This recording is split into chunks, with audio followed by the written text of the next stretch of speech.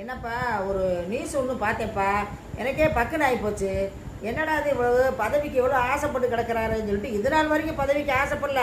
நான் வந்து வரும்போது வருவேன், லேட்டஸ்ட்டாக வருவேன், லேட்டாக வந்தாலும் லேட்டஸ்ட்டாக வருவேன்னு சொன்னார். யார்? நம்ம 16 வயசில் பரட்டதே ரஜினிகாந்த் தான் வரேன்னு சொன்னார். கடைசி வரைக்கும் வரவே இல்லை.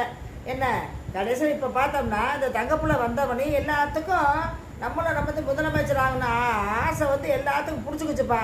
அவன் கோணவாயை ஒருத்தர் இருக்க பார்த்தீங்களா, ஒலிக்குச்சா சொல்லியா, அவன் ஒரு பக்கம் பேசிட்டு இருக்கிறான். இப்போ என்ன கேட்டோம், ஒரு மியூசியம் கேட்டோம்னா ஆளுநராக போகணும் அப்படிங்கிற வந்து ஏதோ ஒரு திட்டம் நடந்துட்டு இருக்க மாதிரி ஒரு நியூஸ் கேள்விப்படுறேன்ப்பா.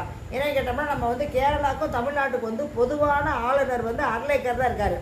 அதனால ரஜினிகாந்த் வந்து நம்ம கூட இருக்க கொஞ்சம் அல்ல கைகள்லாம் சேர்ந்துக்கிட்டு, யாரை நான் சொல்கிறேன்னு உங்களுக்கு தெரியும், அல்ல கைகள்லாம் சேர்ந்துக்கிட்டு என்ன மேலே போய் பார்க்க வேண்டிய ஆளுகளை பார்த்து கேரளாவுக்கு வந்து நம்ம வந்து ஆளுநராக வந்துடணும் அப்படிங்கிற மாதிரி ஒரு வேலை நடந்துக்கிட்டு இருக்குப்பா.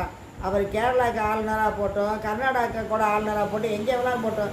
தயவு செய்து தமிழ்நாட்டுக்கு அவர் வந்துடவே வேணாம். ஏன்னா தமிழ்நாட்டுக்கு வந்து இவர் நல்ல முறையை செஞ்சுட்டாரு. இனிமேல் வந்து இவர் ஆளுநராக வந்து கிழிக்க, இந்த ஆளுக்கு என்ன கேட்டோம்னா நம்ம ஆளுநராக போயிட்டோம்னா எப்படி பதவி பிரமாணம் செஞ்சு வைக்க நம்மளை தானே கூப்பிடணும். எப்படி பாருங்க திட்டம் போடுற பாருங்க.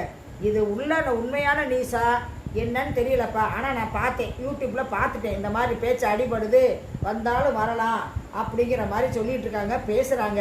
அது உண்மையாக என்னன்னு தெரியல. உங்களுக்கு அது மாதிரி ஏதாச்சும் தெரிஞ்சிருச்சுன்னா கமெண்ட்ஸில் பதிவு பண்ணுங்கள்.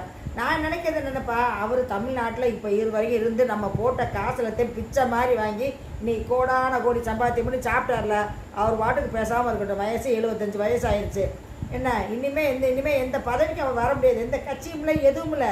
திடீர்னு ஆரம்பித்து வந்து வரணுங்கிறலாம் நடக்காத காரியப்பா. ஏற்கனவே வந்து தலைவன் வந்து உட்காந்துட்டான். அவர் கூட வந்து போட்டி போட வேணாம். இனிமேல் அவர் நடித்த படமாக இருந்தாலுமே தமிழ்நாட்டு மக்கள் வந்து முந்தி மாதிரி சூப்பர் ஸ்டார் படம் பார்ப்பாங்களா? பார்க்கவே மாட்டாங்க. அந்த படங்கள் எல்லாமே ஃப்ளாப்பாக தான் போகும். இப்போவே தமிழ்நாட்டில் இருக்கிற திரையரங்குகள் வந்து எல்லாமே சும்மா கிடக்குது. தலைவன் படம் இல்லாமல் எனக்குமே சும்மா இருக்குது. தளபதி நடித்த படத்துக்கு மட்டும்தான் ஹவுஸ்ஃபுல் உலகம் பூரா. என்ன இதையும் நான் சொல்லிக்கிறேன் உங்ககிட்ட.